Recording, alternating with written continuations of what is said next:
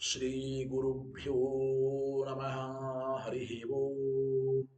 ಶ್ರಿಯಪ್ಪತ್ತೇ ನಿತ್ಯ ಗಣಿತ ಗುಣಮಾಣಿಕ್ಯ ವಿಶದ ಪ್ರಭಾಜಾಲೋಲ್ಲಾಸೋಪಹತ ಸಕಲಾವದ್ಯತಮಸೆ ಜಗಜ್ಜನ್ಮಸ್ಥೇಮ ಪ್ರಲಯ ರಚನಾಶೀಲವಪುಷೇ ನಮೋ ಶೇಷಾಂನಾಯ ಸ್ಮೃತಿಹೃದಯದೀಪ್ತಾಯ ಹರಯೇ येन प्रादुरभावि भूमिवलये व्यस्तारिगो सन्ततिः प्रबोधिश्रुतिपङ्कजं करुणया प्रकाशीतत्वं परम् ध्वान्तं ध्वंसमनायि साधुनिकरश्चाकारि सन्मार्गगः तेन व्यासदिवाकरेण सततं मात्याजिवेमानसम्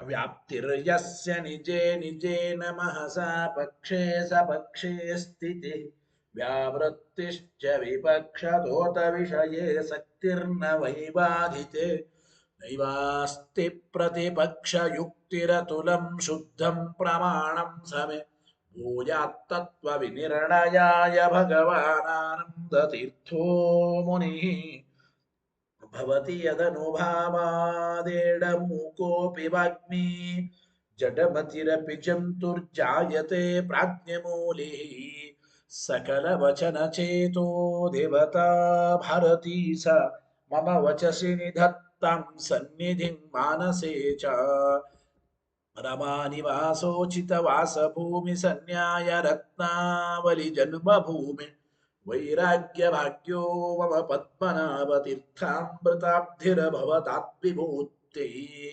पदवाक्यप्रमाणज्ञन् प्रतिवादिमदच्छिदः श्रीमदक्षोभ्यतीर्थख्यानुपतिष्ठे गुरून्मम श्रीमदानन्दतीर्थार्य सन्मनः सरसि भुवि अनुव्याख्याननलिने चञ्चरीकति मे मनः न शब्दाब्दौ गाढाः न च निगमचर्चासु चतुराः न च न्याये प्रौढाः न च विदितवेद्या अपि वयम् परं श्रीमत्पूर्णः प्रभति गुरुकारुण्यसरणीं प्रपन्ना मान्याः स्मः किमपि च वदन्तोऽपि महताम् भगवता बादरायणेन प्राणिना मिश्रेयसाय प्रणीतमपि ब्रह्ममीमांसाशास्त्रम् असाधुनिबन्धं ददमस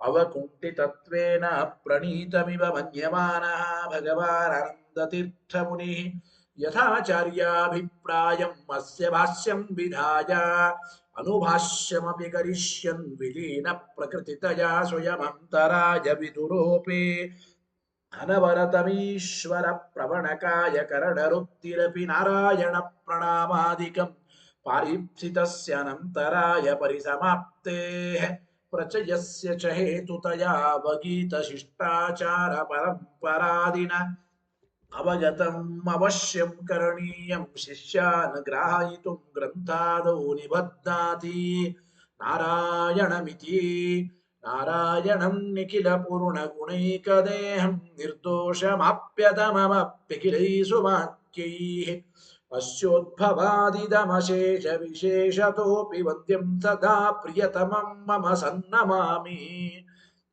तमेव शास्त्रप्रभवं प्रणम्य जगद्गुरूणां गुरुमञ्जसैव विशेषतो मे परमाख्यविद्याव्याख्यां करोम्यन्वपि चाहमेव ओमो मथातो ब्रह्मजिज्ञासा ॐ श्रुतिक्षीराब्धिमामध्यधीमं दरमहीभृता प्राप्ता न्यायसुधा येन तं जयीन्द्रमहं भजे बुधैरपि सुदुर्बोधे ग्रन्थे यन्मम साहसं तत्पारयन्तु निपुणाः गुरुपादरजक्कणाः लौकिकफलं लक्षणामृतदोहिनीं गुरुवनुग्रहरूपां तां कामधेनुमुपास्महे मद्भोक्तिर्द्विनदी जयार्यशुभवाक्शूर्यात्मजा सङ्गमे व्याख्यास्नानमहो विधाय नृहरे प्राप्य प्रसादं परम् ಪ್ರಾಪುರುಜೇ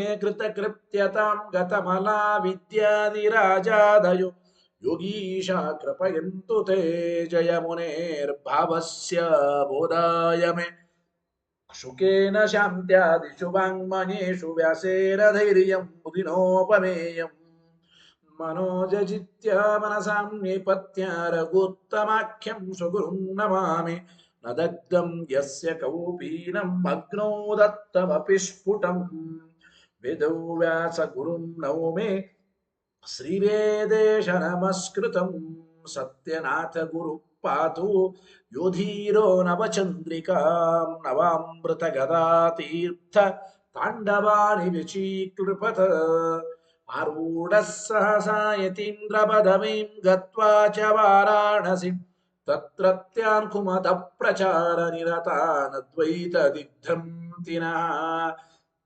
प्रौढार्थे वचने सुयुक्तिखचितैः सम्भीषयन्मोदयन् सत्यध्यानसुखे सरी विजयते पादासितः श्रीपतेः प्रावोचद्योतिकं न्यायसुधावाक्यार्थचन्द्रिकाम् सत्यप्रज्ञगुरुर्दद्यात् प्रज्ञां वैदान्तिकीं सदा बन्धुस्त्वं गुरुरिष्टदैवतमिति त्वत्पादपङ्केरुहं प्राप्तं मां परिपालयेति सततं याचे निबद्धाञ्जलिः चित्तं मद्गुणदोषचिन्तनविदो नूनं मनःकृताः सत्याभिज्ञगुरोस्त्वदङ्घ्रियुगलं हित्वा न मे सद्गतिः सत्याभिज्ञकराब्जोत्थं पञ्चाशद्वर्षपूजकान् सत्यप्रमोदतीर्थार्यान् नौमिन्यायसुधारतान्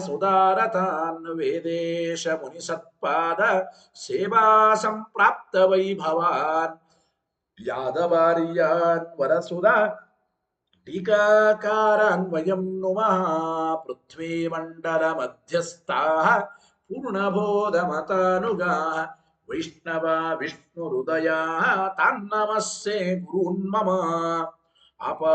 आपादमूलिपर्यन्तं गुरूणामाकृतिं स्मरेत् तेन विघ्नाः प्रणश्यन्ति सिद्ध्यन्ति च मनोरथाः शुभां ध्यायन्ति ये कामान् गुरुदेवः प्रसादजान् इतरान् आत्मपापोत्थं तेषां विद्या फलिष्यति यैरहं शुकवत् सम्यक् शिक्षितोऽस्मि कृपालुभिः श्रीमत्सत्यात्मतीर्थार्यान् वन्दे विद्यागुरुं मम सत्प्रमोदकृपापात्रं जगत्पूज्यमहागुरुं सदा सच्छास्त्रनिरतं श्रीसत्यात्ममुनिं भजे स्वस्त्यस्तु सतामखिलसन्मङ्गलानि भवन्तु श्रीगुरुभ्यो नमः हरिः ಓಂ ನಿನ್ನೆಯ ಪಾಠದಲ್ಲಿ ರಾಮಾನುಜರು ಹೇಳಿರತಕ್ಕಂತಹ ಎಲ್ಲ ಜ್ಞಾನಗಳು ಯಥಾರ್ಥ ಜ್ಞಾನಗಳೇ ಅಂತ ಅವರ ಅಂಧ ವಿಚಾರವನ್ನು ನಿರಾಕರಣೆ ಮಾಡ್ತಾ ಇದ್ದಾರೆ. ಹೀಗಾಗುತ್ತಾ ರಾಮಾನುಜಾಚಾರ್ಯರು ಇನ್ನೊಂದು ಮಾತು ಹೇಳಿದ್ರು. ಏನು? ಒಂದು ವಸ್ತುವಿನಲ್ಲಿ ಮತ್ತೊಂದು ವಸ್ತುವಿನ ಅವಯವಗಳಿದೆ ಅಂತ ಒಪ್ಪಲೇಬೇಕು. ಇದನ್ನು ಒಪ್ಪದೆ ಹೋದರೆ ಶ್ರುತಿಗಳಲ್ಲಿ ಹೇಳಿರತಕ್ಕಂಥದ್ದು ಅಪ್ರಮಾಣ ಅಂತ ಆಗುತ್ತದೆ. ಶ್ರುತ್ಯರ್ಥಾಪತ್ತಿ ಅಂತ ಕರೀತಾರೆ. ಒಂದು ವಸ್ತುವಿನಲ್ಲಿ ಇನ್ನೊಂದು ವಸ್ತುವಿನ ಅವಯವಗಳು ಇರಲೇಬೇಕು. ಯಾಕೆ ಅಂತಂದ್ರೆ ತಾಸಾಂ ತಾಸಾಂ ತ್ರಿವೃತಂ ಏಕೈಕಮಕರೋತ ಮೊದಲಾದ ಶ್ರುತಿಗಳು, ಪುರಾಣಗಳು, ಸೂತ್ರಗಳಿವೆ. ಪ್ರತಿಯೊಂದು ವಸ್ತುಗಳಲ್ಲಿಯೂ ಕೂಡ ಎಲ್ಲ ವಸ್ತುಗಳ ಅವಯವಗಳು ಇರುತ್ತವೆ ಎಂಬುದಕ್ಕೆ ಈ ಶ್ರುತಿನೇ ಪ್ರಮಾಣ. ಈ ಶ್ರುತ್ಯನ್ಯಥಾ ಅನುಪಪತ್ಯ, ಶ್ರುತ್ಯನ್ಯಥಾ ಅನುಪಪತ್ಯ, ಒಂದು ವಸ್ತುವಿನಲ್ಲಿ ಇನ್ನೊಂದು ವಸ್ತುವಿನ ಅವಯವಗಳು ಇರುತ್ತದೆ ಅಂತ ನಾವು ಸಾಧನ ಮಾಡ್ತೀವಿ. ನೋಡಿ, ಒಂದು ವೇಳೆ ಇದನ್ನ ಒಪ್ಪದೇ ಹೋದರೆ ಶ್ರುತಿಯಲ್ಲಿ ಇನ್ನೊಂದು ಮಾತು ಬಂತು, ಸೋಮಾಭಾವೇ ಪೂತಿಕ ಗ್ರಹಣಂ. ಗೊತ್ತಾಯಿತೋ ಇಲ್ಲ? ರೀಖ್ಯಭಾವೇ ನೀವಾರ ಗ್ರಹಣಂ ಶ್ರುತಿಯಲ್ಲಿ ಸೋಮಯಾಗ ಮಾಡುವಾಗ ಸೋಮಲತೆ ಇಲ್ಲ ಅಂದ್ರೆ ಪೂತಿಕಾವನ್ನು ಗ್ರಹಣ ಮಾಡಿ, ತಪಸಿ ಬಳ್ಳಿಯನ್ನು ಗ್ರಹಣ ಮಾಡಿ,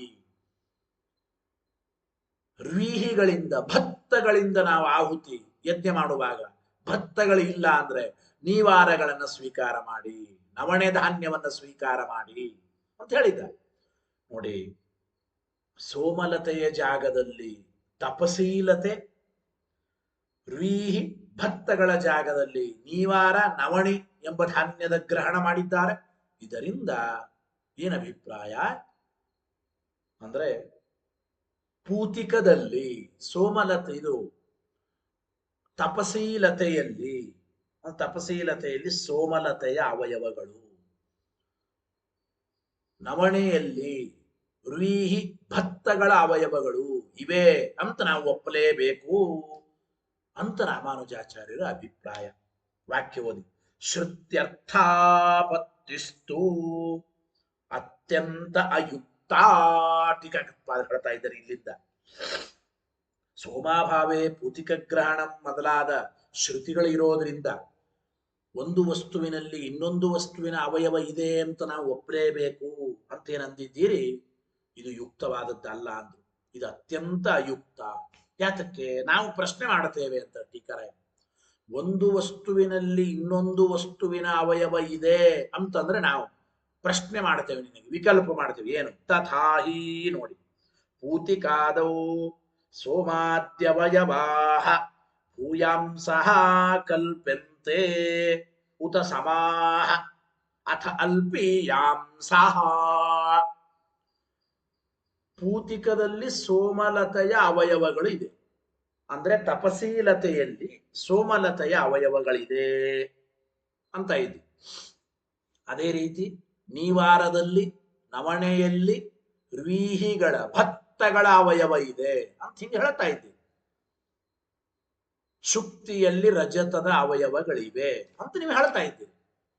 ನೋಡಿ, ಹೆಚ್ಚಿನ ಅವಯವಗಳು ಉಂಟು ಅಂದ್ರೆ ಪೂತಿಕದಲ್ಲಿ, ತಪಸೀಲತೆಯಲ್ಲಿ ಸೋಮಲತೆಯ ಹೆಚ್ಚಿನ ಅವಯವಗಳವನು ಅಥವಾ ಸಮಾನವಾದ ಅವಯವಗಳು ಉಂಟು ಅಂದ್ರೆ ರಜತದಲ್ಲಿ ಎಷ್ಟು ರಜತಾವಯವಗಳಿದೆ ಅಷ್ಟೇ ರಜತಾವಯವಗಳು ಶುಕ್ತಿಯಲ್ಲಿ, ಅಂದ್ರೆ ಸೋಮಲತೆಯಲ್ಲಿ ಎಷ್ಟು ಸೋಮದ ಅವಯವಗಳು ಉಂಟು ಅಷ್ಟೇ ಸಮಾನವಾಗಿ ಆ ಸೋಮಲತೆಯ ಅವಯವಗಳು ಪೂತಿಕದಲ್ಲಿ ತಪಸೀಲತೆಯಲ್ಲಿ ಉಂಟು ಅಂತಂತೀರೋ. ಅಥವಾ ಮೂರನೇದು ಅಥ ಅಲ್ಪೀಯಾಂಸಃ, ಇಲ್ಲ ಪೂತಿಕದಲ್ಲಿ ಸೋಮಾವಯವಗಳು ಅಲ್ಪವಾಗಿ ಉಂಟು ಅಂತಂತೀವಿ ಅಂತಿರೋ. ಮೂರು ವಿಕಲ್ಪ ಮಾಡಿದ್ದಾರೆ. ಆದ್ದೇ ಮೊದಲನೇ ವಿಕಲ್ಪ ಸರ್ವಥಾ ಯುಕ್ತವಾದದ್ದಲ್ಲ. ಯಾವುದು ಮೊದಲನೇ ವಿಕಲ್ಪ? ಪೂತಿಕದಲ್ಲಿ ತಪಸೀಲತೆಯಲ್ಲಿ ಸೋಮಾವಯವಗಳು ಹೆಚ್ಚಿನ ಸೋಮಲತೆಯ ಅವಯವಗಳು ಉಂಟು ಅಂಬೋದಾದ್ರೆ ಆದ್ದೇ ಸೋಮಹಾಯೇವ ಅಸೌ. ನೋಡಿ, ಹಾಗಾದ್ರೆ ಹೆಚ್ಚಿನ ಸೋಮಾವಯವಗಳು ಪೂತಿಕದಲ್ಲೇ ಉಂಟು ಅಂದ್ರೆ ಅದು ಸೋಮಲತೆ ಅಂತೆ ಆಯ್ತ್ರಿ. ಪೂತಿಕ ತಪಸೀಲತೆ ಅಂತ ಎಲ್ಲೇ ಆಯ್ತು. ಹೆಚ್ಚಿನ ಸೋಮಾವಯವಗಳು ಎಲ್ಲವೂ ಕೂಡ ಪೂತಿಕದಲ್ಲೇ ಉಂಟು ಅಂದ್ರೆ ಅದು ಪೂತಿಕ ತಪಸೀಲತೆ ಅಂತ ಆಗಲೇ ಇಲ್ಲ. ಯಾಕೆ? ಇರುವ ಹೆಚ್ಚಿನ ಎಲ್ಲ ಸೋಮಲತೆಗಳ ಅವಯವಗಳು ಪೂತಿಕದಲ್ಲೇ ಇದ್ದ ಮೇಲೆ ಅದು ಸೋಮಲತಾ ಅಂತೆ ಆಯ್ತು, ಸೋಮಲತನೇ ಆಯ್ತು. ಅದರಿಂದ ತತ್ಕಥಂ ಅನುಕಲ್ಪ ತತ್ಕಥಂ ಅನುಕಲ್ಪ ಆ ಪೂತಿಕ ಅಂಬೋದು ಸೋಮಲತೆಯ ಒಂದು ಪ್ರತಿನಿಧಿ ಅಂತ ಹೇಗೆ ಅನುಕಲ್ಪ ಎಂಬ ಶಬ್ದಕ್ಕಿಲ್ಲಿ ಪ್ರತಿನಿಧಿ. ನೀವೇನಂದಿದ್ದೀರಿ? ಸೋಮಲತೆ ಇಲ್ಲದೆ ಇದ್ದಾಗ, ಸೋಮಯಾಗ ಮಾಡುವಾಗ ಸೋಮಲತೆ ಇಲ್ಲದೆ ಇದ್ದಾಗ ಪೂತಿಕವನ್ನ ಗ್ರಹಣ ಮಾಡಿ ಅಂದ್ರೆ ಪೂತಿಕ ತಪಸೀಲತೆ ಇದು ಸೋಮಲತೆಯ ಒಂದು ಪ್ರತಿನಿಧಿ ಅಂತ ಹೇಳಿದ್ದೀರಿ. ನೋಡಿ, ಪೂತಿಕದಲ್ಲೇನೆ ಸೋಮಲತೆಯ ಎಲ್ಲ ಹೆಚ್ಚಿನ ಅವಯವಗಳು ಇವೆ ಅಂತಂದ್ರೆ ಅದೇ ಸೋಮಲತೆ ಅಂತಾಯಿತು. ಸೋಮಲತೆಯ ಅನುಕಲ್ಪ ಪ್ರತಿನಿಧಿ ಅಂತ ಹೇಗಾಯಿತು? ತತ್ ಕಥಂ ಅನುಕಲ್ಪ ಸ್ಯಾತ್ ಎಂಬ ಮಾತನ್ನು ಹೇಳ್ತಾ ಇದ್ದಾನೆ. ಅದೇ ರೀತಿ ನಹಿ ಸೋಮೋಪಿ ಕೇವಲ ಸೋಮಃ ಕಿಂತು ಸೋಮಾಂಶ ಭೂಯಸ್ತ್ವವಾನ್.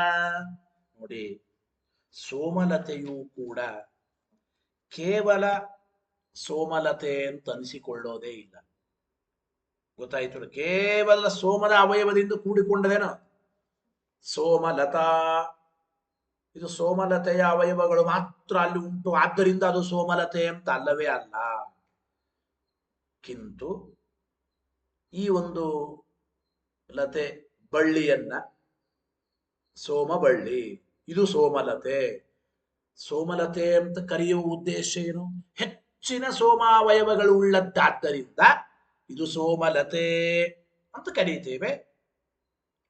ಹೆಚ್ಚಿನ ಸಂಖ್ಯೆಯಲ್ಲಿ ಸೋಮಾವಯವಗಳು ಉಳ್ಳದ್ದು, ತಸ್ಮಾತ್ ಕಾರಣ ಇದು ಸೋಮಲತೆ ಅಂತ ಕರೀತೀವಿ. ಹಾಗೆ ಹೆಚ್ಚಿನ ಸೋಮಾವಯವಗಳು ಪೂತಿಕದಲ್ಲೇ ಇದ್ರೆ ಅದು ಪೂತಿಕಾ ಅಂತೆ ಆಯಿತು, ಸೋಮಲತೆ ಅಂತ ಆಗೋದೇ ಇಲ್ಲ. ಆದ್ದರಿಂದ ಆ ತಪಶೀಲತೆ ಸೋಮಲತೆಯ ಪ್ರತಿನಿಧಿ ಅಂತ ಹೇಗೆ ಹೇಳ್ತೀರಿ? ನೋಡಿ, ನಹಿ ಸೋಮೋಪಿ ಕೇವಲ ಸೋಮಃ. ಹೇಗೆ ಓದ್ಬೇಕಾದ್ರೆ ಸೋಮೋಪಿ ಕೇವಲ ನಹಿ ಸೋಮಃ. ಸೋಮಲತೆಯೂ ಕೂಡ ಕೇವಲ ಅದು ಸೋಮಲತೆ ಅಂತ ಕರೆಸಿಕೊಳ್ಳೋದಿಲ್ಲ. ಕಿಂತು ಸೋಮಾಂಶ ಭೂಯಸ್ತ್ವವಾನ್. ಸೋಮಲತೆಯ ಅನೇಕ ಹೆಚ್ಚಿನ ಅವಯವಗಳು ಇದ್ದದ್ದರಿಂದ ಅದು ಸೋಮಲತೆ. ಹಾಗೆ ಈ ಪೂತಿಕದಲ್ಲೇನೆ ತಪಶೀಲತೆಯಲ್ಲೇನೆ ಹೆಚ್ಚಿನ ಸೋಮಾವಯವಗಳು ಅವ ಅಂತಂದ ಮೇಲೆ ಅದು ಸೋಮಲತೆಯಂತೆ ಕರೆಸಿಕೊಳ್ಳಿತು. ಪೂತಿಕ ಅಂತ ಯಾಕೆ ಕರೆಸಿಕೊಳ್ಳುತ್ತದೆ ಅಂತ ಪ್ರಶ್ನೆ. ಇನ್ನು ಎರಡನೇದು, ಇಲ್ಲ ಪೂತಿಕದಲ್ಲಿ ಸಮಾನವಾದ ಸೋಮಲತೆಗಳ ಅವಯವಗಳು ಉಂಟು ಅಂತ ಎರಡನೇ ಪಕ್ಷ. ತಪಶೀಲತೆಯಲ್ಲಿ ಸೋಮಲತೆಯ ಸಮಾನ ಅವಯವಗಳು ಅಂದ್ರೆ ಏನು ಅಭಿಪ್ರಾಯ? ಸೋಮಲತೆಯಲ್ಲಿ ಎಷ್ಟು ಸೋಮಾವಯವಗಳು ಉಂಟೋ ಅಷ್ಟೇ ಸಮಾನವಾಗಿ ಸೋಮಾವಯವಗಳು ಪೂತಿಕದಲ್ಲಿ ಉಂಟು ಅಂದ್ರೆ ನ ದ್ವಿತೀಯ. ಎರಡನೇ ಪಕ್ಷವೂ ಸರಿಯಲ್ಲ. ಯಾತಕ್ಕೆ? ಉಭಯ ದರ್ಶನ ಪ್ರಸಂಗಾತ್. ಹಾಗಾದ್ರೆ ಅದು ಎರಡೂ ಅಂತ ತೋರಬೇಕು ಎಂಬ ಮಾತನ್ನು ಹೇಳ್ತಾರೆ. ಎರಡೂ ಆಗಿ ತೋರಲಿ, ಸೋಮಲತೆಯಾಗಿಯೂ ತೋರಲಿ, ಪೂತಿಕವಾಗಿ ತಪಶೀಲತೆಯಾಗಿಯೂ ತೋರಲಿ ಅಂತ ಆಗಬೇಕಾಗುತ್ತದೆ. ಯಾಕೆ? ಸೋಮಲತೆಯಲ್ಲಿ ಎಷ್ಟು ಸೋಮಾವಯವಗಳುಂಟೋ ಅಷ್ಟೇ ಸಮಾನವಾಗಿ ಪೂತಿಕದಲ್ಲಿಯೂ ಸೋಮಾವಯವಗಳಿವೆ ಅಂತಂಬೋದಾದ್ರೆ ಸೋಮಲತೆ ಅಂತೂ ತೋರಲಿ, ಪೂತಿಕ ಅಂತೂ ತೋರಲಿ. ಇಲ್ಲಿ ನಿಮಗೆ ಈ ದೃಷ್ಟಾಂತದಲ್ಲಿ ಅರ್ಥ ಆಗೋದಾದ್ರೆ, ಶುಕ್ತಿಯಲ್ಲಿ ರಜತ ಇದೆ. ಯಾಕೆ? ರಜತದ ಅವಯವಗಳಿದೆ, ಶುಕ್ತಿಯಲ್ಲಿ ಇರಬೇಕು.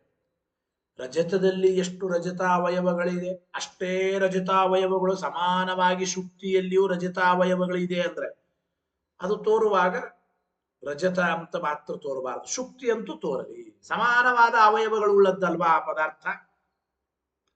ಅಂದ್ರೆ ರಜತದಲ್ಲಿ ಎಷ್ಟು ರಜತಾವಯವಗಳು ಅಷ್ಟೇ ರಜತಾವಯವಗಳು ಮುಂದಿರುವ ಪದಾರ್ಥದಲ್ಲಿಯೂ ಇದೆ ಎಂಬುದಾದ್ರೆ ಹಾಗಾದ್ರೆ ಅರ್ಧ ಶುಕ್ತಿಯ ಅವಯವಗಳು ಅರ್ಧ ಸೋಮಾವಯವಗಳು, ಸೋಮಲತೆಯಲ್ಲಿಯೂ ಕೂಡ ಅರ್ಧ ಸೋಮಾವಯವಗಳು ಅರ್ಧ ಶುಕ್ತಿಯ ಅವಯವಗಳು, ಹಿಂಗಾಗ್ತದಂತೂ.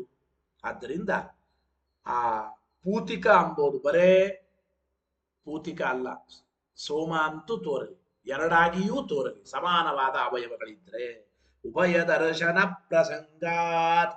ಇನ್ನು ಮೂರನೇ ಪಕ್ಷ ಹಂಗಲ್ಲ, ಪೂತಿಕದಲ್ಲಿ ಅಲ್ಪವಾದ ಸೋಮಾವಯವಗಳು ಉಂಟು ಅಂತ ಮೂರನೇ ಪಕ್ಷವನ್ನು ಹೇಳುತ್ತೇವೆ. ಅಂದ್ರೆ ತೃತೀಯೇತು ಕಥಂ ಸೋಮ ಕಾರ್ಯಂ ಕುರ್ಯಾತ್.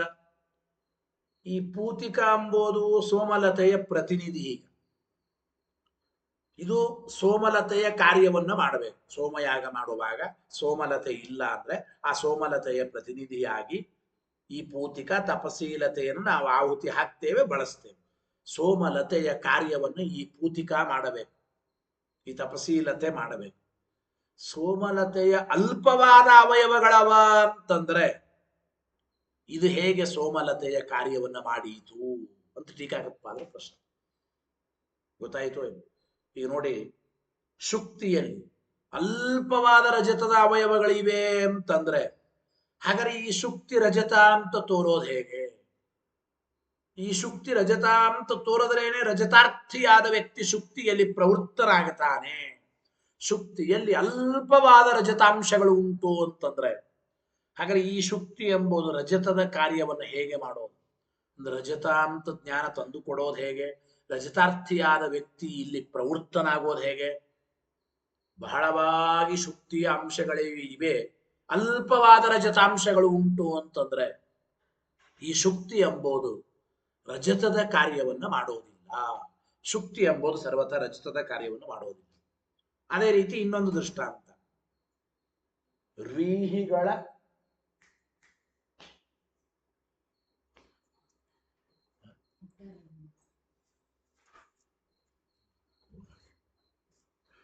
ಗೊತ್ತಾಯ್ತಾ? ನೋಡಿ, ವ್ರೀಹಿಗಳ ಪ್ರತಿನಿಧಿ ನೀವಾರ, ಭತ್ತದ ಪ್ರತಿನಿಧಿ ನವಣೆ ಧಾನ್ಯ.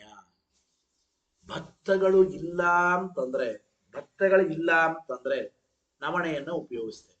ಭತ್ತಗಳ ಕಾರ್ಯವನ್ನು ನವಣೆ ಮಾಡುತ್ತದೆ. ಹಾಗೆ ನವಣೆಯಲ್ಲಿ ಇರ್ವೀಹಿಗಳ ಅಲ್ಪವಾದ ಅವಯವಗಳು ಉಂಟು. ನವಣೆಯಲ್ಲಿ ಈ ಭತ್ತದ ಅಲ್ಪವಾದ ಅವಯವಗಳು ಉಂಟು ಅಂತಂಬೋದಾದ್ರೆ ಹಾಗಾದ್ರೆ ಈ ನವಣೆ ಎಂಬುದು ಅರ್ವೀಹಿಗಳ ಭತ್ತಗಳ ಕಾರ್ಯವನ್ನು ಹೇಗೆ ಮಾಡೀತು? ತೃತೀಯೇತು ಕಥಂ ಸೋಮ ಕಾರ್ಯಂ ಕುರ್ಯಾತ್. ಅನ್ಯಥಾ ಅಲ್ಪವಾದ ಅವಯವಗಳಿದ್ರೂ ಪರವಾಗಿಲ್ಲ, ಪೂತಿಕ ಸೋಮಗಳ ಅಲ್ಪವಾದ ಅವಯವಗಳಿದ್ರೂ ಪರವಾಗಿಲ್ಲ, ಪೂತಿಕ ತಪಸಿ ಬಳ್ಳಿ ಇದು ಸೋಮಲತೆಯ ಕಾರ್ಯವನ್ನು ಮಾಡುತ್ತದೆ ಅಂತ ಅಂಬೋದಾದ್ರೆ ಅನ್ಯಥಾ ಶುಕ್ತಿಕಾಪಿ ಕುತಃ ರಜತಾರ್ಥ ಕ್ರಿಯಾ ನ ಕುರ್ಯಾತ್.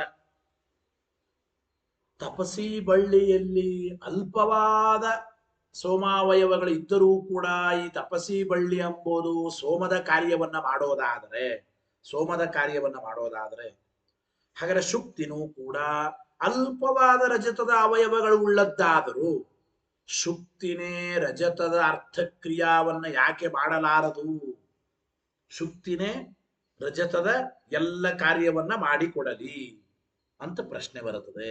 ಶುಕ್ತಿನೇ ರಜತದ ಎಲ್ಲ ಕಾರ್ಯವನ್ನು ಯಾಕೆ ಮಾಡೋದಿಲ್ಲ? ಯಾವ ರೀತಿ? ಸೋಮದ ಅಲ್ಪವಾದ ಅವಯವಗಳು ಉಳ್ಳದ್ದಾದರೂ ಪೂತಿಕ ಈ ತಪಸಿ ಬಳ್ಳಿ ಎಂಬುದು ಸೋಮದ ಕಾರ್ಯವನ್ನು ಹೇಗೆ ಮಾಡುತ್ತದೆ? ಹಾಗೆ ಸೋಮದ ಕಾರ್ಯವನ್ನು ಹೇಗೆ ಮಾಡುತ್ತದೋ ಹಾಗೆ ಇಲ್ಲಿ ಅಂದರೆ ಈ ಒಂದು ಶುಕ್ತಿನೂ ಕೂಡ ಅಲ್ಪವಾದ ರಜತದ ಅವಯವಗಳು ಉಳ್ಳದ್ದಾದರೂ ರಜತದ ಕಾರ್ಯವನ್ನ, ರಜತದ ಅರ್ಥಕ್ರಿಯಾಕಾರಿತ್ವವನ್ನ ಶುಕ್ತಿ ಯಾಕೆ ಮಾಡಬಾರದು ಎಂಬುದನ್ನು ತಿಳಿಸಿಕೊಡ್ತಾ ಇದ್ದಾರೆ. ಅವರಂದ್ರು ಹಾಗಲ್ರಿ, ಶ್ರುತಿ ಪ್ರಾಮಾಣ್ಯಾತ್ ತದರ್ಥಕ್ರಿಯಾಕಾರಿತಾ ಅವಗಮ್ಯತೆ ಇತಿ ಚೇತ್. ಶ್ರುತಿ ಹೇಳದು. ಏನ್ ಶ್ರುತಿ? ಸೋಮಾಭಾವೇ ಪೂತಿಕ ಗ್ರಹಣಂ ವೀಖ್ಯಭಾವೇ ನಿವಾರ ಗ್ರಹಣಂ. ಶ್ರುತಿ ಹೇಳಿದೆ. ಶ್ರುತಿ ಹೇಳಿದ್ರಿಂದ ಒಪ್ಪಬೇಕಪ್ಪ ಅಷ್ಟೇ.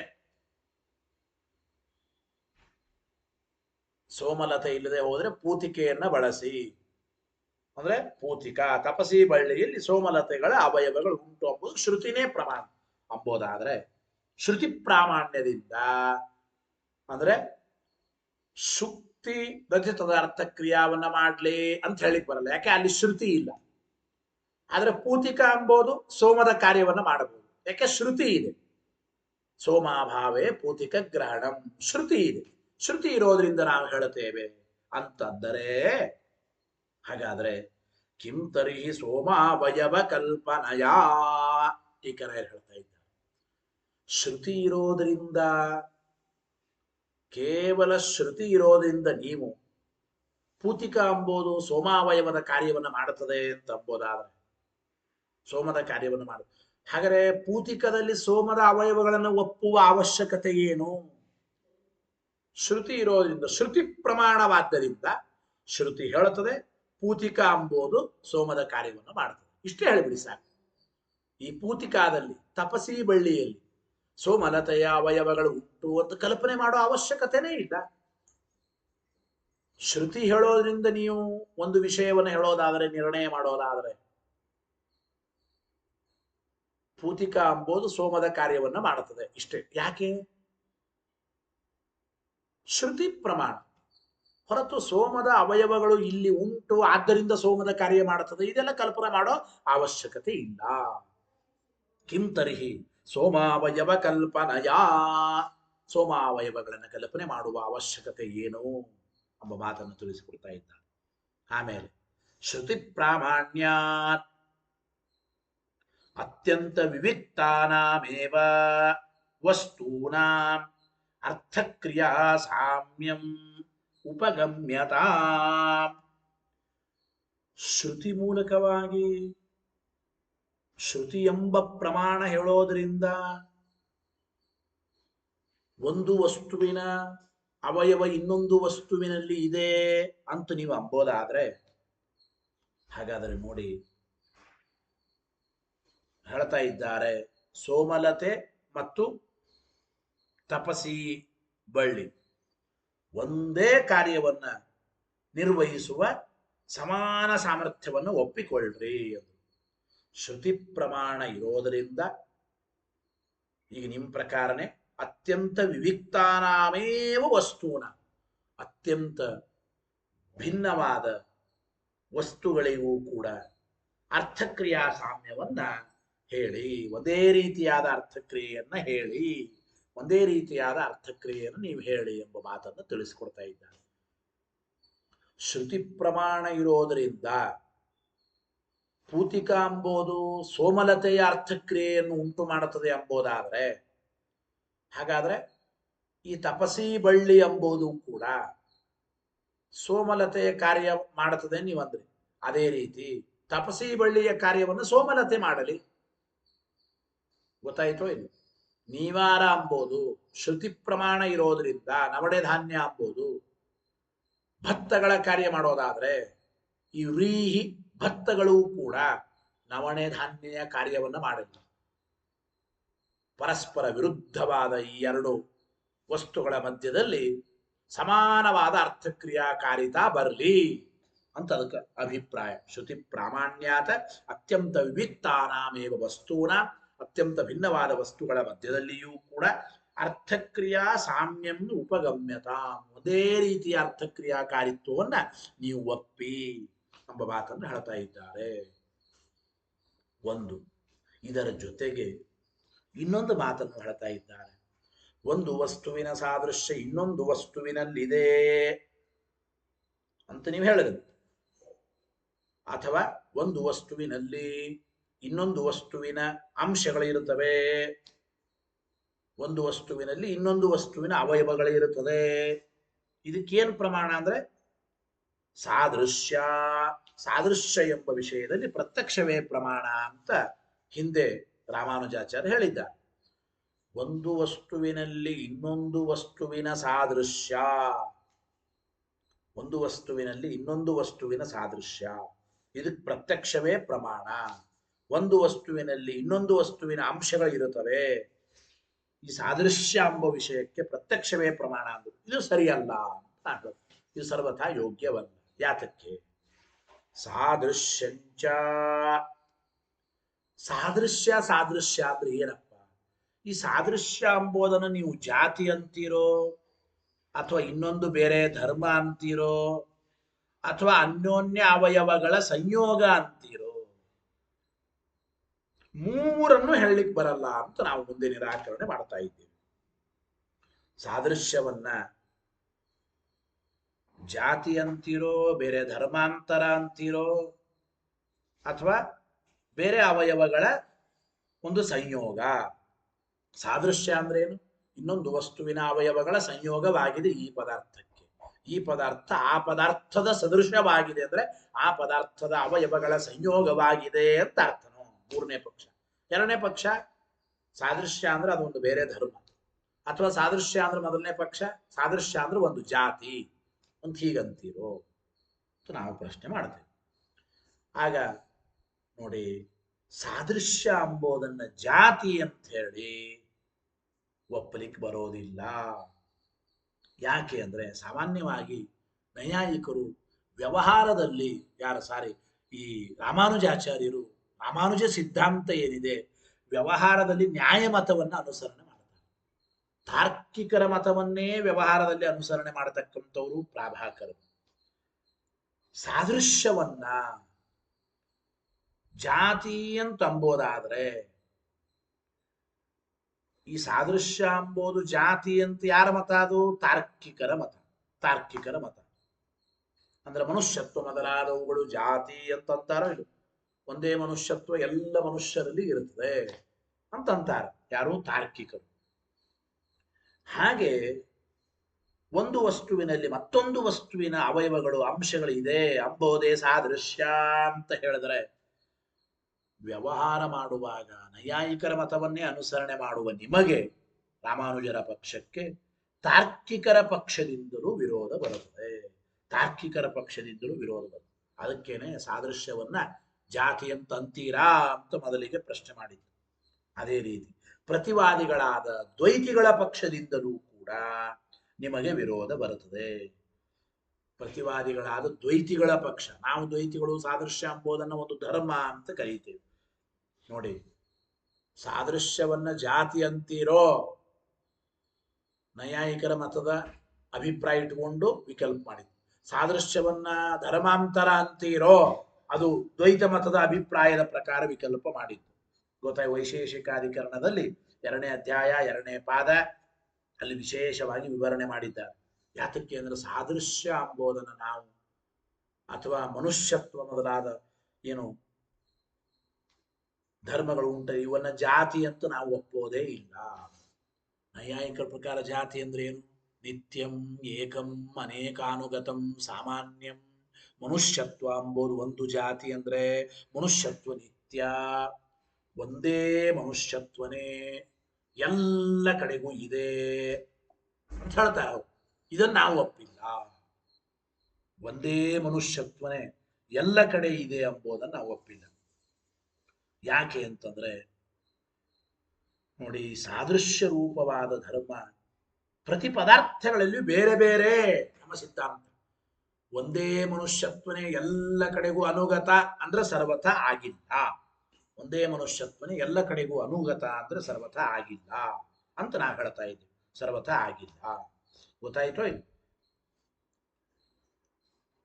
ಇದನ್ನ ಅನುಮಾನ ಪ್ರಮಾಣದಿಂದಲೂ ತಿಳಿಯಬಹುದು. ಒಂದೇ ಮನುಷ್ಯತ್ವನೇ ಎಲ್ಲ ಕಡೆ ಇದೆ ಅಂದ್ರೆ ಒಬ್ಬ ಮನುಷ್ಯ ಸತ್ತು ಹೋದ್ರೆ ಹಾಗಾದ್ರೆ ಮನುಷ್ಯತ್ವನೂ ಕೂಡ ನಾಶವಾಯಿತು ಅಂತೀವ ಅಂದ್ರೆ ಆ ಮನುಷ್ಯ ಸತ್ತು ಹೋದ್ರೆ ಆ ಮನುಷ್ಯನಲ್ಲಿರುವ ಮನುಷ್ಯತ್ವ ನಾಶವಾಯಿತು. ದೇಹ ಸುಟ್ಟಾಗ ಮನುಷ್ಯತ್ವ ಪ್ರತ್ಯೇಕವಾಗಿ ಇರುತ್ತದ? ಒಂದೇ ಮನುಷ್ಯತ್ವ ಎಲ್ಲ ಕಡೆ ಇದೆ ಅಂತ ಅಂಬೋದಾದ್ರೆ ಒಂದು ದೇಹವನ್ನು ಸುಟ್ಟಾಗ ಒಂದೇ ಮನುಷ್ಯತ್ವ ಇರೋದು. ಒಬ್ಬ ವ್ಯಕ್ತಿಯ ದೇಹವನ್ನು ಸುಟ್ಟಾಗ ಆ ಮನುಷ್ಯತ್ವ ಹಾಗೆ ಉಳಿಲಿಕ್ಕೆ ಸಾಧ್ಯವ? ಆ ಮನುಷ್ಯರಲ್ಲಿರುವ ಮನುಷ್ಯತ್ವನೇ ಬೇರೆ, ಬೇರೆ ಮನುಷ್ಯರಲ್ಲಿರುವ ಮನುಷ್ಯತ್ವನೇ ಬೇರೆ ಅಂತೇ ಹೇಳಬೇಕು ಅಂತ ನಾವು ಸಮರ್ಥನೆ ಮಾಡಿದ್ದೇವೆ. ಆದ್ದರಿಂದ ಸಾದೃಶ್ಯ ಇದು ಜಾತಿ ರೂಪ ಅಂತ ಸರ್ವಥಾ ಹೇಳಲಿಕ್ಕಾಗುವುದಿಲ್ಲ. ಗೊತ್ತಾಯಿತೋ ಇದು? ಆದ್ದರಿಂದ ಸಾದೃಶ್ಯವನ್ನ ನೀವು ಅಂದ್ರೆ ಒಂದು ವಸ್ತುವಿನಲ್ಲಿ ಮತ್ತೊಂದು ವಸ್ತುವಿನ ಅವಯವಗಳಿದೆ ಅಂದ್ರೆ ಸಾದೃಶ್ಯ ಇದೆ ಅಂತೇನಂತೀರಲ್ಲ. ಎಲ್ಲಾ ವಸ್ತುಗಳಲ್ಲಿಯೂ ಎಲ್ಲ ವಸ್ತುಗಳ ಅವಯವ ಇದೆ. ಯಾಕೆ? ಸಾದೃಶ್ಯ ಪ್ರತ್ಯಕ್ಷ ಪ್ರಮಾಣ ಇದೆ. ಹಿಂಗೆಲ್ಲ ಹೇಳಲಿಕ್ಕೆ ಬರೋದಿಲ್ಲ ಅಂತ ನಾವು ಮುಂದೆ ಹೇಳ್ತಾ ಇದ್ದೇವೆ ವೈಶೇಷಿಕಾಧಿಕರಣದಲ್ಲಿ ಅಂತ ಅರ್ಥ.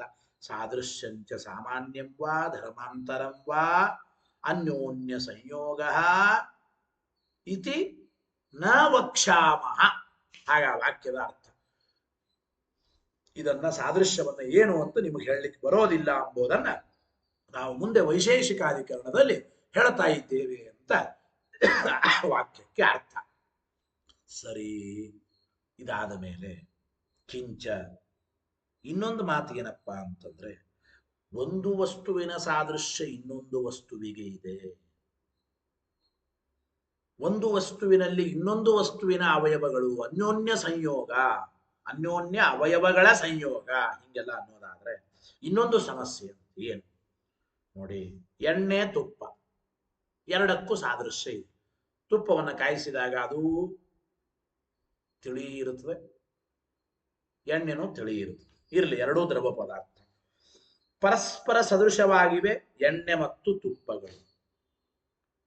ಎಣ್ಣೆಯಲ್ಲಿ ತುಪ್ಪದ ಅವಯವಗಳ ಸಂಯೋಗ, ತುಪ್ಪದಲ್ಲಿ ಎಣ್ಣೆಯ ಅವಯವಗಳ ಸಂಯೋಗ.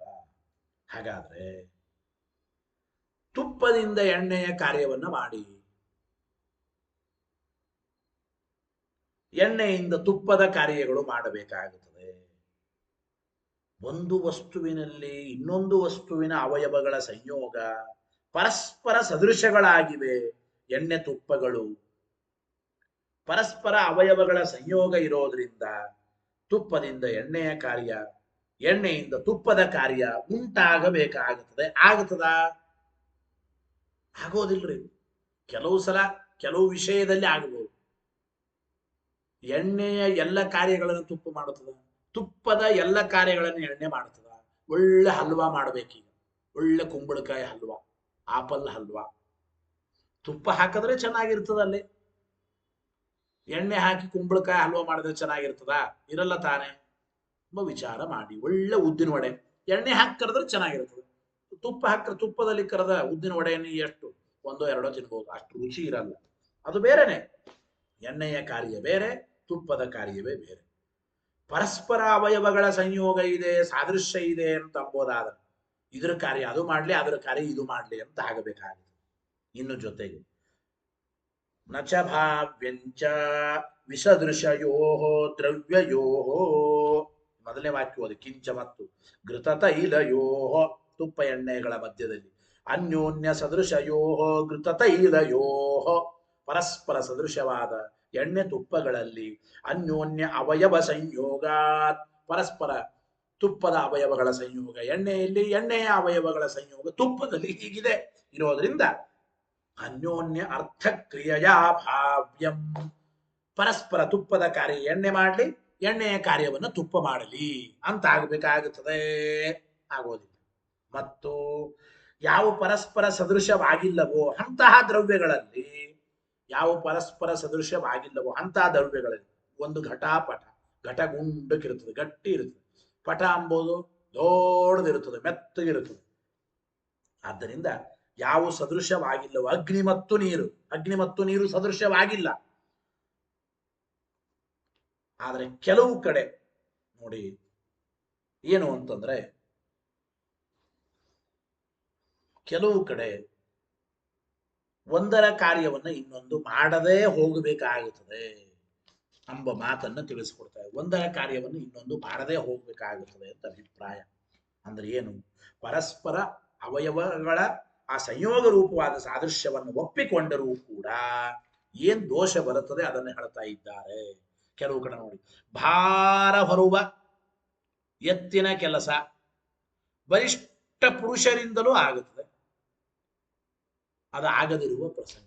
ಈ ನಿಮ್ ಪ್ರಕಾರ ಪರಸ್ಪರ ಸದೃಶವಾದರೆ ಪರಸ್ಪರ ಆಯಾ ಪದಾರ್ಥಗಳ ಅವಯವ ಸಂಯೋಗ ಇದ್ದಾಗ ಆಯಾ ಪದಾರ್ಥಗಳ ಕೆಲಸ ಆಗಬೇಕು. ಅದಾಗಬೇಕು, ಆಗೋದಿಲ್ಲ. ಎಣ್ಣೆ ತುಪ್ಪಗಳಲ್ಲಿ ಹೇಳಿದ್ವಿ. ಅದೇ ರೀತಿ ಯಾವ ಪರಸ್ಪರ ಸದೃಶವಲ್ಲವೋ ನೋಡಿ, ಎತ್ತು ಮತ್ತು ಮನುಷ್ಯ ಅಂತ ಹೇಳಿದ್ದಾರೆ ವ್ಯಾಖ್ಯಾನಗಳ. ಎತ್ತು ಮತ್ತು ಮನುಷ್ಯ, ಎತ್ತಿನಿಂದ ನೇಗಲು ಉಳುತ್ತೇವೆ, ಭೂಮಿಯನ್ನು ಉಳುತ್ತೇವೆ. ಅದೇ ರೀತಿ ಪುರುಷನಿಂದಲೂ ಉಳಬಹುದು. ಆದರೆ ಇಲ್ಲಿ ಆ ಕೆಲಸ ಮಾಡ್ಲಿಕ್ಕೆ ಬರಲ್ಲ ನಿಜವಾಗ್ಲು. ಎಷ್ಟೋ ಸಲ ಎತ್ತಿನ ಕೆಲಸವನ್ನ ಮನುಷ್ಯ ಮಾಡ್ತಾನೆ, ಆದರೆ ಎತ್ತಿಗೂ ಮನುಷ್ಯನಿಗೂ ಸಾದೃಶ್ಯ ಇದೆಯಾ? ಇಲ್ಲ. ಸಾದೃಶ್ಯ ಇಲ್ಲದೆ ಹೋದ್ರೂ ಕೂಡ ಪರಸ್ಪರ ಅರ್ಥಕ್ರಿಯಾಕಾರಿತ್ವ ಕಂಡಿದೆ. ಸಾದೃಶ್ಯ ಇರೋದ್ರಿಂದಲೇ ಪರಸ್ಪರ ಅರ್ಥಕ್ರಿಯಾಕಾರಿತ್ವ ಎಂಬುದು ಇರಬೇಕು ಎಂಬ ನಿಯಮ ಇಲ್ಲ ಎಂಬುದನ್ನು ತಿಳಿಸಿಕೊಡ್ತಾ ಇದ್ದಾರೆ. ಎಂಬ ನಿಯಮ ಇಲ್ಲ ಸರ್ವಥಾ. ಇದು ಒಂದು. ಜೊತೆಗೆ ನಿಮ್ ಪ್ರಕಾರ ಯಾವ ಪದಾರ್ಥಗಳ ಮಧ್ಯದಲ್ಲಿ ಪರಸ್ಪರ ಸಾದೃಶ್ಯ ಇರುತ್ತದೋ ಈ ಪದಾರ್ಥವನ್ನು ಉಪಯೋಗಿಸಿದರೆ ಆ ಪದಾರ್ಥವನ್ನು ಉಪಯೋಗಿಸಿದಂತಾಯಿತು. ಯಾಕೆ? ಆ ಪದಾರ್ಥದ ಅವಯವ ಇಲ್ಲಿದೆ. ಆ ಪದಾರ್ಥವನ್ನು ಉಪಯೋಗಿಸಿದ್ರೆ ಈ ಪದಾರ್ಥವನ್ನು ಉಪಯೋಗಿಸಿದಂತಾಯ್ತು. ಯಾಕೆ ಈ ಪದಾರ್ಥದ ಅವಯವಗಳು ಆ ಪದಾರ್ಥದಲ್ಲಿವೆ, ಹಿಂಗಂದಂಗಾಯ್ತು. ಹಿಂಗನ್ನೋದಾದ್ರೆ ಇನ್ನೊಂದು ದೋಷವನ್ನು ಹೇಳ್ತಾ ಇದ್ದಾರೆ. ಪರಸ್ಪರ ಸಾದೃಶ್ಯ, ಪರಸ್ಪರ ಅವಯವಗಳ ಸಂಯೋಗ ಇದೆ ಅಂಬೋದಾದ್ರೆ ಇನ್ನೊಂದು ದೋಷ ಏನಪ್ಪಾ ಅಂತಂದ್ರೆ ನೋಡಿ, ಕಿಂಚ ಮಾತೃಮಾತಂಗ ಮದಿರಾದ್ಯತಿ ಸಾದೃಶ್ಯಂ ಭಾರ್ಯಾದಿಷ್ವಪ್ಯಸ್ತಿ ಭಾರ್ಯಾದಿಶು ಅಪಿ ಅಸ್ತಿ ಇತಿ ತದುಪಭೋಗೆ ಪ್ರತ್ಯವಾಯ ಪ್ರತ್ಯವಾಯ ಸ್ಯಾತ್. ಟೀಕರಾಯ ಹೇಳ್ತಾ ಇದ್ದಾರೆ ನೋಡಿ, ತಾಯಿ ಮತ್ತು ಹೆಂಡತಿಯಲ್ಲಿ ಸಾದೃಶ್ಯ ಇದೆ. ತಾಯಿನೂ ಒಂದು ಹೆಣ್ಣು, ಹೆಂಡತಿನೂ ಒಂದು ಹೆಣ್ಣು. ಅದೇ ರೀತಿ ಚಂಡಾಲನಿಗೂ ಹೆಂಡಕ್ಕೂ ಒಂದು ಸಾದೃಶ್ಯ, ಹಿಂಗೆಲ್ಲ ಇದೆ. ಗೊತ್ತಾಯ್ತಲ್ಲ, ಚಂಡಾಲನಿಗೂ ಹೆಂಡಕ್ಕೂ ಒಂದು ಸಾದೃಶ್ಯ ಇದೆ. ಅಥವಾ ತಂದೆ ಮತ್ತು ಗುರುಗಳಲ್ಲಿ ಚಂಡಾಲನ ಸಾದೃಶ್ಯ ಇದೆ. ತಂದೆ ಗುರುಗಳು ಮನುಷ್ಯರು, ಪುರುಷರು. ಒಬ್ಬ ಚಂಡಾಲನು ಮನುಷ್ಯ, ಒಬ್ಬ ಪುರುಷ. ಅಂತೂ ಚಂಡಾಲನ ಸಾದೃಶ್ಯ ತಂದೆ ಗುರುಗಳಲ್ಲಿ ಇದೆ ಅಂತ ಇಟ್ಟುಕೊಳ್ಳಿ. ಇಲ್ಲಿ ಏನಾಗುತ್ತದೆ ಅಂದ್ರೆ ನೋಡಿ, ಪರಸ್ಪರ ಅವಯವಗಳ ಸಂಯೋಗ ರೂಪವಾದ ಸಾದೃಶ್ಯವನ್ನು ಈ ಸಾದೃಶ್ಯ ಇದೆ ಅಂತ ಒಪ್ಪಿಕೊಂಡ್ರೆ ಏನು ದೋಷ ಬರುತ್ತದೆ ಅಂತಂದ್ರೆ, ಹೆಂಡತಿಯನ್ನ ಉಪಭೋಗ ಮಾಡಿದಾಗ ಈ ಹೆಂಡತಿಯಲ್ಲಿ ತಾಯಿಯ ಸಾದೃಶ್ಯ ಇದೆ. ಹಾಗಾದ್ರೆ ತಾಯಿಯನ್ನು ಉಪಭೋಗ ಮಾಡಿದಂತಾಯಿತು. ತಾಯಿಯನ್ನು ಉಪಭೋಗ ಮಾಡುವುದರಿಂದ ಪಾಪ ಬರಲಿ. ಹೆಂಡತಿಯನ್ನ ಭೋಗ ಮಾಡೋದ್ರಿಂದ ತಾಯಿಯನ್ನ ಭೋಗ ಮಾಡಿದಂತಾಯಿತು, ಸಾದೃಶ್ಯ ಇರೋದ್ರಿಂದ. ಆದ್ರಿಂದ ಮಹಾಪಾಪ ಬರಬೇಕಾಗುತ್ತದೆ ಎಂಬ ಮಾತನ್ನು ತಿಳಿಸಿಕೊಡ್ತಾ ಇದ್ದಾರೆ. ಮತ್ತು ತಂದೆ ಗುರುಗಳಲ್ಲಿ ಚಂಡಾಲನ ಸಾದೃಶ್ಯ ಇದೆ. ಗೊತ್ತಾಯ್ತೋ ಇಲ್ಲ? ಚಂಡಾಲನ ಅಂಶಗಳು ತಂದೆ ಮತ್ತು ಗುರುಗಳಲ್ಲಿಯೂ ಇವೆ. ಅಂದ್ರೆ ಮನುಷ್ಯತ್ವ ಮೊದಲಾದವುಗಳು ಅಂತ ಇಟ್ಟುಕೊಳ್ಳಿ ಒಟ್ಟು. ಹಾಗಾದ್ರೆ ತಂದೆ ಗುರುಗಳ ಸೇವೆ ಮಾಡೋದ್ರಿಂದ ಆ ಚಂಡಾಲನ ಸೇವೆ ಮಾಡಿದಂತಾಯಿತು, ಸಾದೃಶ್ಯ ಇರೋ ನಿಮಿತ್ತಕವ. ಚಂಡಾಲನ ಸೇವೆ ಮಾಡಿದ್ರೆ ಮತ್ತೆ ಮಹಾ ಪಾಪ ಬರಬೇಕಾಗುತ್ತದೆ. ಹೌದೋ ಇಲ್ಲ? ಹಾಗೆ ತುಪ್ಪ ಮತ್ತು ಎಣ್ಣೆಗಳಲ್ಲಿಯೂ ಕೂಡ ಹೆಂಡದ ಅಂಶ ಇದೆ. ತುಪ್ಪನೂ ದ್ರವ ಪದಾರ್ಥ, ಹೆಂಡ, ಎಣ್ಣೆ ಎಲ್ಲವೂ ದ್ರವ ಪದಾರ್ಥವೇ. ಹೆಂಡದ ಸಾದೃಶ್ಯ ತುಪ್ಪ ಮತ್ತು ಎಣ್ಣೆಗಳಲ್ಲಿ ಇದೆ. ಆ ತುಪ್ಪ ಮತ್ತು ಎಣ್ಣೆಗಳನ್ನು ಉಪಯೋಗಿಸಿದಾಗ ಸುರಾಪಾನ ಮಾಡಿದ ಮಹಾಪಾಪ ಬಂತು ಹಾಗಾದರೆ ಅಂತ ಅನ್ಬೇಕಾಗುತ್ತದೆ. ಒಂದು ವಸ್ತುವಿನಲ್ಲಿ ಇನ್ನೊಂದು ವಸ್ತುವಿನ ಅವಯವಗಳ ಸಂಯೋಗ ಇದೆ, ಸಾದೃಶ್ಯ ಇದೆ ಅಂತ ಈ ರೀತಿ ಒಪ್ಪಿದರೆ ಎಂಬ ಅಭಿಪ್ರಾಯವನ್ನು ಹೇಳ್ತಾ ಇದ್ದಾರೆ. ಕಿಂಚ ಮಾತೃ ಮಾತಂಗ ಮತಿರಾದ್ಯತಿ ಸಾದೃಶ್ಯಂ, ಮಾತೃವಿನಲ್ಲಿ ಹೆಂಡತಿಯ ಸಾದೃಶ್ಯ. ಗೊತ್ತಾಯಿತೋ ಇಲ್ಲ? ಆಮೇಲೆ ಚಂಡಾಲನ ಸಾದೃಶ್ಯ ಗುರು ತಂದೆಗಳಲ್ಲಿ, ಎಣ್ಣೆ ತುಪ್ಪಗಳಲ್ಲಿ ಹೆಂಡದ ಸಾದೃಶ್ಯ. ಆದ್ದರಿಂದ ಸಾತ್ವಿಕ ಪದಾರ್ಥಗಳನ್ನು ಉಪಯೋಗಿಸಿದರೂ ಕೂಡ ನಮಗೆ ಮಹಾಪಾಪ ಬರಬೇಕಾಗುತ್ತದೆ. ಪರಸ್ಪರ ಅವಯವಗಳ ಸಂಯೋಗ ಸಾದೃಶ್ಯ ಎಂಬುದನ್ನು ಒಪ್ಪಿದರೆ, ಪರಸ್ಪರ ಅವಯವಗಳ ಸಂಯೋಗ ಎಂಬ ಸಾದೃಶ್ಯವನ್ನ ಒಪ್ಪಿದರೆ ಅಂತ ಅಭಿಪ್ರಾಯ. ಜೊತೆಗೆ ಅವರಂದ್ರು ಹಂಗಲ್ರಿ, ಅಲ್ಪಾವಯವ ಸಂಯೋಗಾತ್ ನೈವಮಿತಿ ಚೇತ್. ಹೆಂಡತಿಯನ್ನ ಉಪಭೋಗ ಮಾಡಿದರೆ, ತಾಯಿಯನ್ನ ಉಪಭೋಗ ಮಾಡಿದ ಮಹಾಪಾಪ ಬರಲಿ ಅಂದ್ರೆ ಬರೋದಿಲ್ಲ ಅಂದ್ರು. ಯಾಕೆ? ಹೆಂಡತಿಯಲ್ಲಿ ತಾಯಿಯ ಸಾದೃಶ್ಯ ಇರಬಹುದ್ರಿ, ಆದ್ರೆ ತಾಯಿಯ ಅಲ್ಪ ಅವಯವಗಳ ಸಂಯೋಗ ಇದೆ. ಹೆಚ್ಚಿನ ಅವಯವಗಳು ಹೆಂಡತಿಯ ದೇಹದಲ್ಲಿ, ಹೆಂಡತಿಯ ಅವಯವಗಳೇ ಹೆಚ್ಚಿನ ಅವಯವಗಳು ಇರುತ್ತವೆ. ಗೊತ್ತಾಯ್ತೋ ಇಲ್ಲ? ನೋಡಿ, ಎಣ್ಣೆ ತುಪ್ಪಗಳನ್ನು ಉಪಯೋಗಿಸಿದರೆ ಹೆಂಡ ಉಪಯೋಗಿಸಿದ ಪಾಪ ಬಂದಂತಾಯಿತು, ಹೆಂಡ ಕುಡದಂತಾಯಿತು ಅನ್ನಬೇಡಿ. ಯಾಕೆ?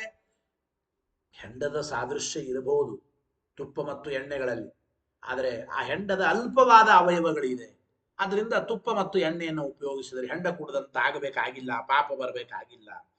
ಅಲ್ಪಾವಯವ ಸಂಯೋಗಾತ್ ನೈವಮಿತಿ ಚೇತ್ ಹಿಂಗಂಬೋದಾದ್ರೆ, ಹಾಗಾದ್ರೆ ಕಥಂ ತರಿಹಿ ನೀವಾರಾಹ ದ್ವಿಹಿ ಕಾರ್ಯಂ ಕುರಿಯೋ. ಹಾಗಾದ್ರೆ ನೀವಾರ ಎಂಬುದು ವ್ರೀಹಿ ಕಾರ್ಯವನ್ನು ಹೇಗೆ ಮಾಡುತ್ತದೆ ಅಂತ ಟೀಕರ ಕೇಳ್ತಾ ಇದ್ದಾನೆ. ಹೇಗೆ ಮಾಡೀತು? ಹಾಗಾದ್ರೆ ನವಣೆ ಧಾನ್ಯ ಎಂಬುದು ಭತ್ತದ ಕಾರ್ಯವನ್ನು ಹೇಗೆ ಮಾಡುತ್ತದೆ? ನವಣೆ ಭತ್ತ ಎರಡಕ್ಕೂ ಸಾದೃಶ್ಯ ಅಂತ ಹೇಳಿದ್ರು, ಪರಸ್ಪರ ಅವಯವಗಳ ಸಂಯೋಗ. ವ್ರೀಹಿಗಳ ಅಲ್ಪ ಅವಯವಗಳ ಸಂಯೋಗ ಇದೆ ಅಂದಂಗಾಯ್ತು. ನೀವಾರದಲ್ಲಿ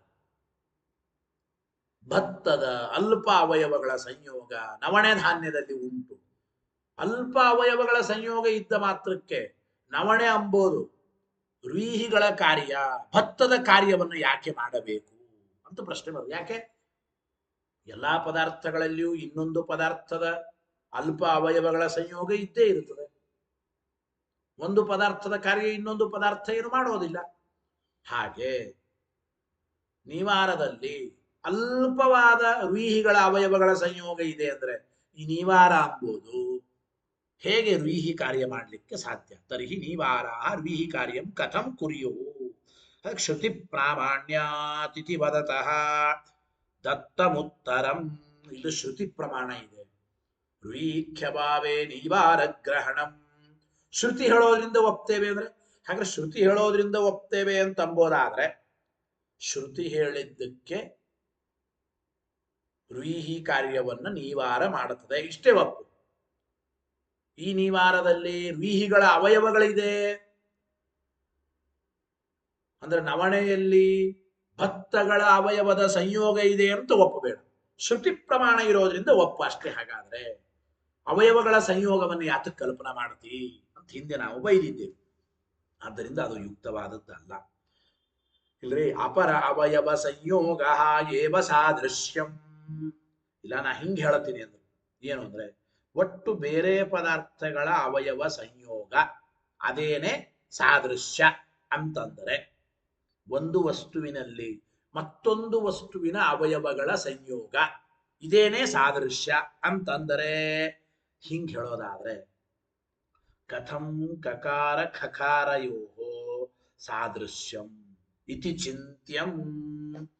ಒಟ್ಟು ಒಂದು ವಸ್ತುವಿನಲ್ಲಿ ಇನ್ನೊಂದು ವಸ್ತುವಿನ ಸಾದೃಶ್ಯ ಇದೆ ಅಂದ್ರೆ ಒಂದು ವಸ್ತುವಿನಲ್ಲಿ ಇನ್ನೊಂದು ವಸ್ತುವಿನ ಅವಯವಗಳ ಸಂಯೋಗ ಇದೆ, ಇದೇ ಸಾದೃಶ್ಯ ಅಂತ ಹಿಂಗೆ ಹೇಳೋದಾದ್ರೆ ಹಾಗಾದ್ರೆ ಕಕಾರ ಖಕಾರಗಳಿಗೆ ಸಾದೃಶ್ಯ ಹೇಗೆ ನೀವು ಹೇಳಿ ಅಂತ ಕೇಳ್ತೇವೆ. ಕಕಾರ ಮತ್ತು ಖ ಅಲ್ಪ ಪ್ರಾಣ ಮಹಾಪ್ರಾಣ ಅಂತ ಕ ಖ ಕರಡಿ, ಖ ಖಗ ಅಂತ ಕರೀತೀವಿ. ಒಂದು ಕ ಒಂದು ಖ ಇವುಗಳಲ್ಲಿ ಸಾದೃಶ್ಯ ಇದೆ. ಅದು ಹೇಗೆ ಹೇಳಿ ನೀವೇನಂದ್ರೆ ಒಟ್ಟು ಒಂದು ವಸ್ತುವಿನಲ್ಲಿ ಮತ್ತೊಂದು ವಸ್ತುವಿನ ಅವಯವಗಳ ಸಂಯೋಗ ಇದೇ ಸಾದೃಶ್ಯ. ಹಾಗಾದ್ರೆ ಕಕಾರ ಮತ್ತು ಖಕಾರಗಳಿಗೆ ಸಾದೃಶ್ಯ ಹೇಗೆ ಹೇಳಿ ಉಪಪಾದನ ಮಾಡಬೇಕು. ಯಾಕೆ ಗೊತ್ತಾ? ಒಂದು ಮಾತಿದೆ, ವರ್ಣಗಳಿಗೆ ಅವಯವ ಇರಲ್ರಿ. ಈಗ ಸಾಮಾನ್ಯವಾಗಿ ಕ ಮತ್ತು ಖ, ಗ ಮತ್ತು ಘ ಅಲ್ಪ ಪ್ರಾಣ ಮಹಾಪ್ರಾಣ ಸಾದೃಶ್ಯ ಇದೆ. ಸಾದೃಶ್ಯ ಅಂದ್ರೆ ಏನ್ ನಿಮ್ ಪ್ರಕಾರ? ಈಗ ಗಕಾರದ ಅವಯವಗಳ ಸಂಯೋಗ ಘಕಾರದಲ್ಲಿ ಇದೆ, ಖ ಎಂಬ ಅವಯವದ ಸಂಯೋಗ ಕಕಾರದಲ್ಲಿ ಇದೆ. ಅದಕ್ಕೆ ಕ ಖ ಎರಡಕ್ಕೂ ಸಾದೃಶ್ಯ ಇದೆ ಅನ್ಬೇಕು. ಆದರೆ ಕಕಾರದ ಅವಯವಗಳ ಸಂಯೋಗ ಖ ಎಂಬ ಅಕ್ಷರದಲ್ಲಿ ಇದೆ ಅಂತ ಅಲ್ಲಿಗೆ ಬರಲ್ಲ. ಯಾಕೆ? ವರ್ಣಗಳು ಯಾವಾಗಲೂ ಕೂಡ ಅವು ನಿರವಯವ. ವರ್ಣಗಳಲ್ಲಿ ಅವಯವಗಳು ಇರೋದಿಲ್ಲ, ವರ್ಣಗಳು ನಿರವಯವ. ವರ್ಣಗಳು ನಿರವಯವ ಅಂದ್ಮೇಲೆ ವರ್ಣಗಳಲ್ಲಿ ಸಾದೃಶ್ಯವೇ ಇಲ್ಲ ಅಂತ ಆಯ್ತು.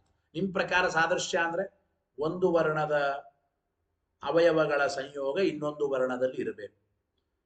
ವರ್ಣಗಳಿಗೆ ಅವಯವಗಳೇ ಇಲ್ಲ ಅಂದಮೇಲೆ ಅವಯವಗಳ ಸಂಯೋಗ ಆಗೋದೇ ಇಲ್ಲ. ಹಾಗಾದ್ರೆ ವರ್ಣಗಳ ಮಧ್ಯದಲ್ಲಿ ಸಾದೃಶ್ಯವೇ ಇಲ್ಲ, ಸಾದೃಶ್ಯವೇ ಇಲ್ಲ ಅಂತ ಆಗಿದೆ. ಹಾಗಾದ್ರೆ ವರ್ಣಗಳಲ್ಲಿ ಯಾವ ಸಾದೃಶ್ಯ ಇಲ್ಲ? ಕಕಾರ ಖಕಾರಗಳಿಗೆ, ಗಕಾರ ಘಕಾರಗಳಿಗೆ ಸಾದೃಶ್ಯವೇ ಇಲ್ಲ ಅಂತಂದರೆ ಶಿಕ್ಷಾ ಗ್ರಂಥದ ವಿರೋಧ ಬರುತ್ತದೆ ಅಂತ ಹೇಳ್ತಾರೆ. ಶಿಕ್ಷಾ ಗ್ರಂಥದಲ್ಲಿ ಒಂದು ಅಕ್ಷರಗಳ ಸಾದೃಶ್ಯ ಇನ್ನೊಂದು ಅಕ್ಷರಗಳಿಗೆ ಹೇಳಿದ್ದಾರೆ. ವರ್ಗ್ಯೋ ವರ್ಗೇಣ ಸವರ್ಣ.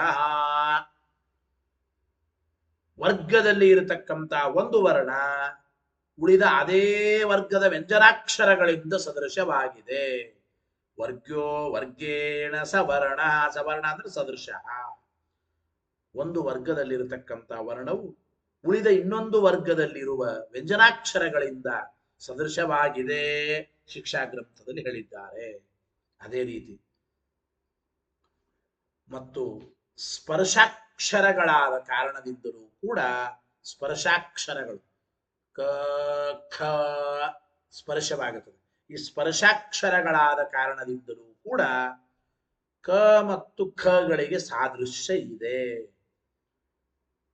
ಕ ಮತ್ತು ಖಗಳಿಗೆ ಒಟ್ಟು ಸಾದೃಶ್ಯ ಇದ್ದೇ ಇದೆ. ಸಾದೃಶ್ಯ ಇಲ್ಲ ಅಂತ ಹೇಳಲಿಕ್ಕೆ ಬರಲ್ಲ.